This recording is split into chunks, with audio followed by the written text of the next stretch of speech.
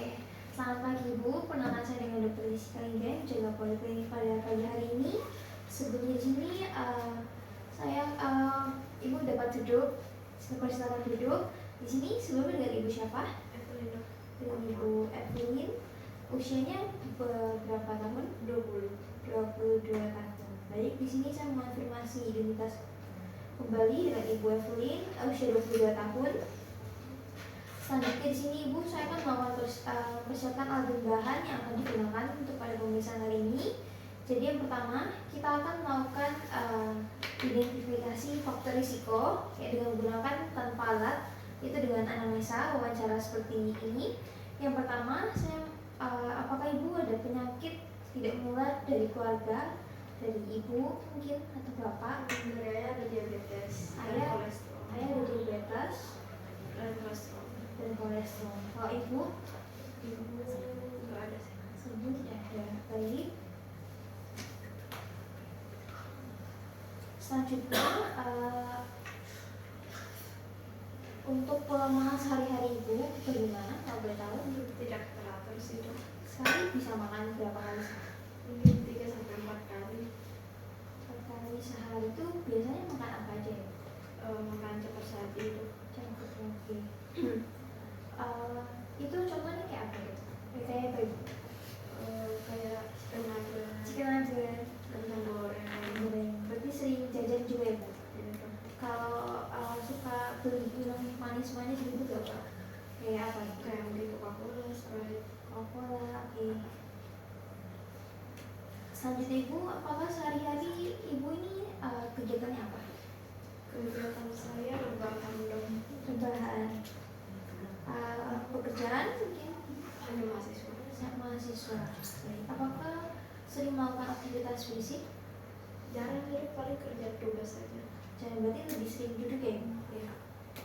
Jarang aktivitas. Baik, untuk pola tidur sendiri bagaimana? Berapa jam sehari? Hanya 4 jam sehari. 4 jam sehari. Lalu, berarti sering begadang Ibu? Iya. Sering begadang. Lalu tadi berarti Ibu sering begadang untuk menjalankan tugas. Berarti Ibu sering stres ya? Banyak tekanan? Iya. Banyak tekanan juga ya. Oke Ibu, jadi tadi kita telah melakukan beberapa pemeriksaan seperti di lingkar perut. Tadi lingkar perut Ibu 80 itu masih tergolong normal. Selanjutnya tadi pada pemeriksaan indeks massa tubuh, tadi tinggi badannya sama berat badan didapatin normal yaitu 20,5. Lalu tadi gula darah juga, tekanan darah tadi 110/70. Selanjutnya tadi diabetesnya juga Ibu tadi sudah makan kan? Tadi 126.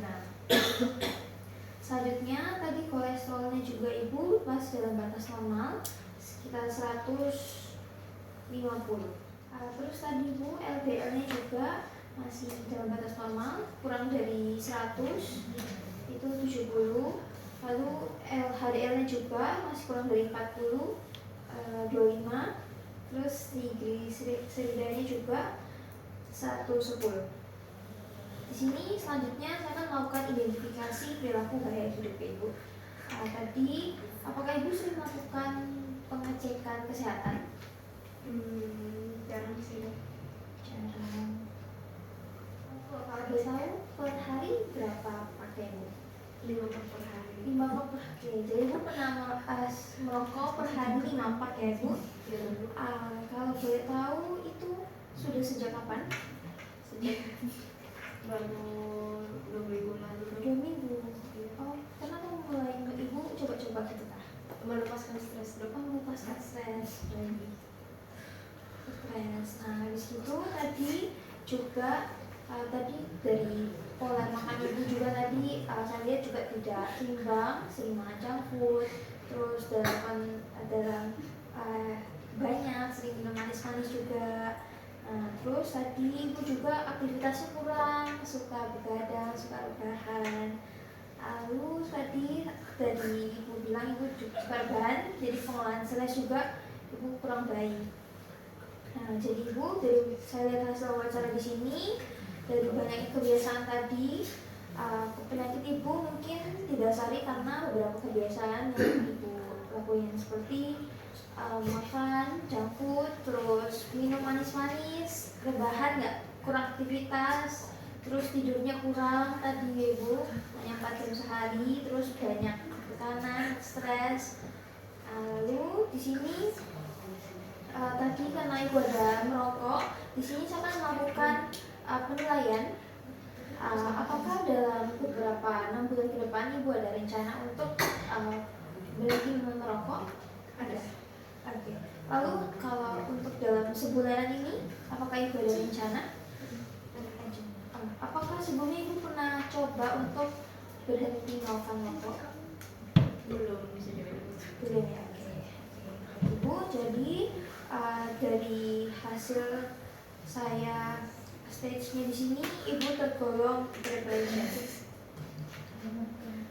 Selanjutnya, saya akan melakukan KIE dan konseling berhenti merokok Ibu. Karena tadi Ibu juga udah mau berhenti merokok, itu sudah kelihatan baik Ibu, karena merokok tidak memperparah dan dampak penyakitnya ke depannya bisa lebih parah lagi. Dengan Ibu berhenti, Ibu bisa memutus penyakit di masa mendatang. Selanjutnya di sini, jika Ibu nanti di perjalanan mendapati kesulitan untuk berhenti merokok, ketika stres mungkin Ibu bisa harus ingat jangan merokok lagi, harus melakukan juga, misalnya makan permen atau main game, melakukan sesuatu agar Ibu tidak merokok lagi. Lalu tadi kan mapa perbatang Ibu bisa kurangin Bu, misalnya per hari dikurangin 2 batang gitu ya Ibu ya. Jadi tadi karena Ibu suka rebahan, saya menganjurkan Ibu untuk melakukan aktivitas fisik minimal 3 kali seminggu, 150 kali per minggu. Lalu Ibu bisa tingkatkan secara berkala ya. Jadi kalau lebih banyak juga lebih baik. Selanjutnya di sini Ibu dapat mengkonsumsi makanan yang lebih sehat. Jadi dikurangi junk foodnya, tambah makan sayur, buah, jadi didekati minum susu gitu ya. Terus minum vitamin dan juga cukup air.